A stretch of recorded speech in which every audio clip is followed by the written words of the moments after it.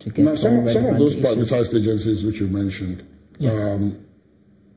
also have peculiar problems because they were privatized. Yes. And then their workers, or those who were working there prior to private, were left more like in the limbo. Not only in the limbo, I mean, take for instance the Nigeria Airways. Before the liquidation, Nigeria Airways case was a case of liquidation.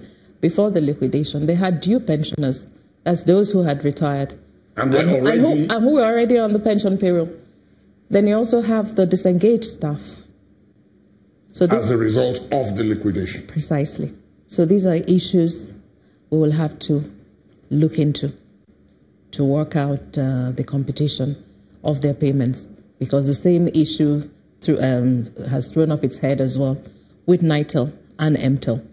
During the NITEL and MTEL verification, we had those who were disengaged, you had those who were due pensioners. Then we even had cases of those who were not even qualified to be pensioners, because you must have served at least 10 years to qualify for pensions. And they were already on the pensions payroll before this, before the liquidation. Yeah, there are a few, yes, because Pt.3 is very thorough in its verification and computation of benefits.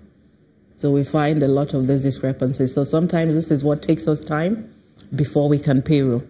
Because in as much as we want to pay the pensioners, we do not want government to suffer a double jeopardy of paying twice. So we keep records, but we don't have a lot of records from the past. So before verification, we usually write to the pension unions of the privatized agencies. We write to the management, and we write to BPE to please avail us of all the records that they have. All the records. And remember as well, Nigeria Airways in the past, under the Yaradua administration, they were paid a certain sum. Yes. So these are all, but our main concern is to make sure that every due pensioner is verified and payrolled and paid their arrears in full. Let me expand the scope of, because you, of course, in the course of you doing all this verifications, cross-checking and all that, you must have come across quite a number of things that will probably have surprised you.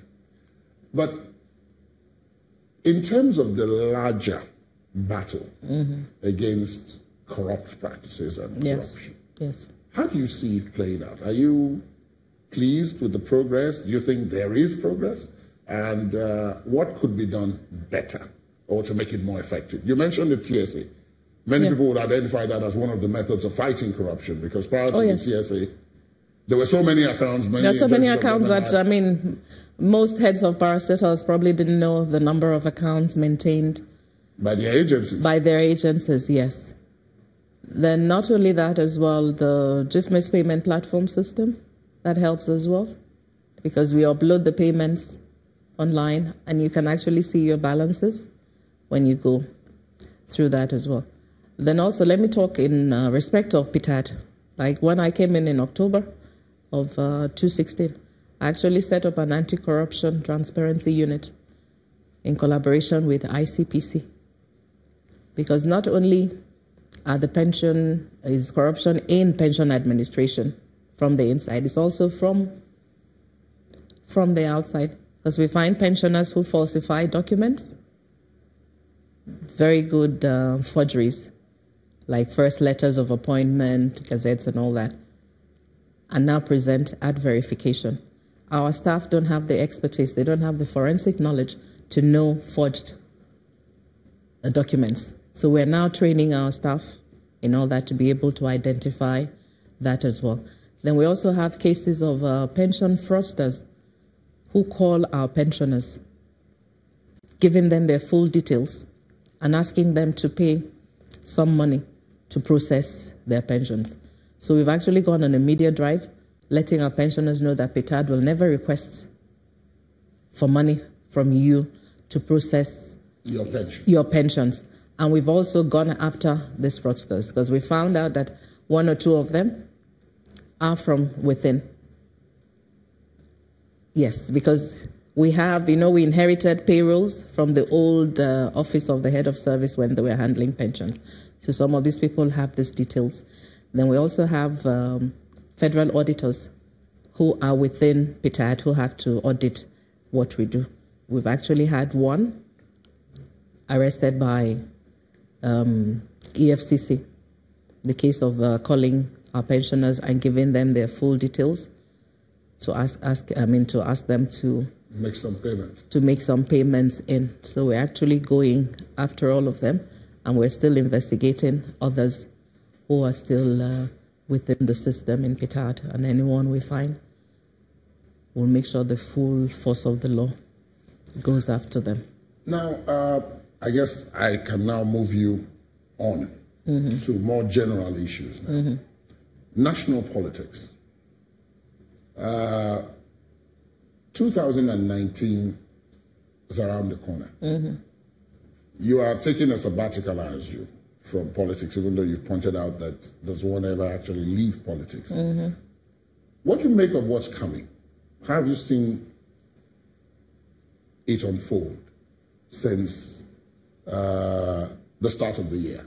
The various things that have happened, the emergence of more parties, for example, the elections that have taken place, the state elections that have taken place, the issue of candidacy for elections, what INEC is doing, the National Assembly.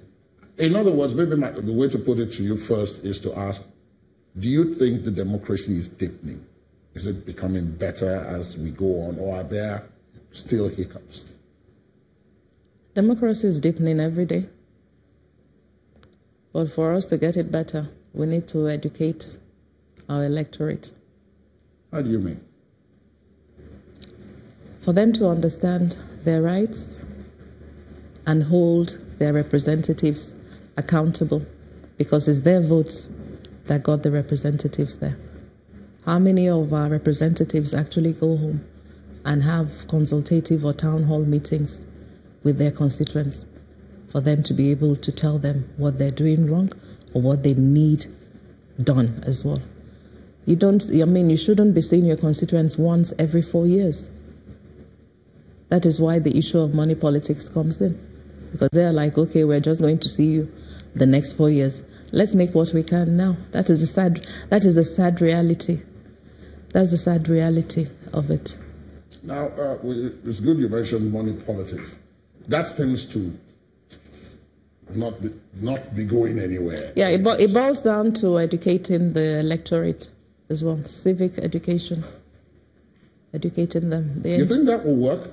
Given the level of education it will or work. Poverty that we have? Nigerians are very educated people, both in the Western education or then the traditional or Islamic education as well. Nigerians are very smart people. So I don't think it's a question of illiteracy. Because in the elections we just had, I mean, the reports of virtually all the election observers was that, yes, the ballot boxes were not snatched this time, and people were not trying to falsify results at the polling centers, but that there was actually brazen vote buying by many of the actors. You vote, you come and show what you did, and you collect. I wasn't there, so I wouldn't really comment. But what I would say is that we need to educate our electorate more. Then we need a lot more committed people coming into politics, people who are committed to service, not patronage. What we have now in Nigeria is a patronage system. People are coming into politics for patronage, not for service. If we have a lot more people who've retired from the private sector coming in to run for elective positions, they'll do a lot better because they're not there to enhance themselves in any way. They're there to give service to their people. So they'll be a lot more committed. They've seen it all. They've had all the travels abroad. So they won't be looking for Estakwood to go on a junket abroad, which is what is happening. So I wish we had a lot more people like that. If they did, the politics would change. These issues that we're all complaining about, the money politics, the lack of education amongst our electorate, would change. You engage more with the people. We groom them. We should also have a mentoring system to have the younger ones come up that was going to be my next question. and create space for them. Because now you have the not too young to run bill. Yeah. Yes, it's a very good bill, but in practice, are the young people ready? Have they learned the ropes? We have, in the Southeast, you have the apprenticeship system. That's a fantastic mentoring system. You go serve someone in a trade, and after that, after your 2 years mentorship, you're now set up on your own. That is what young people should be doing with the politicians. Go be an SA or PA to any of these politicians. Go around with them, learn the ropes, prepare their papers, learn how everything is done before you now launch out on your own. And as you go out there, you pull another young person up with you. That is how we can fill those gaps.